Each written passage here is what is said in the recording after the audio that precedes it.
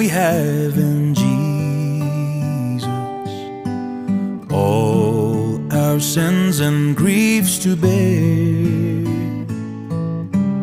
What a privilege to carry everything to God in prayer. Oh, what peace we often forfeit. Oh, what needless pain we bear. All because we do not carry everything to God in prayer. Have we trials and temptation? Is there trouble anywhere?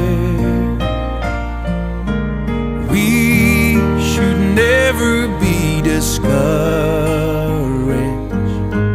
Take it to the Lord in prayer. Can we find a friend so fair?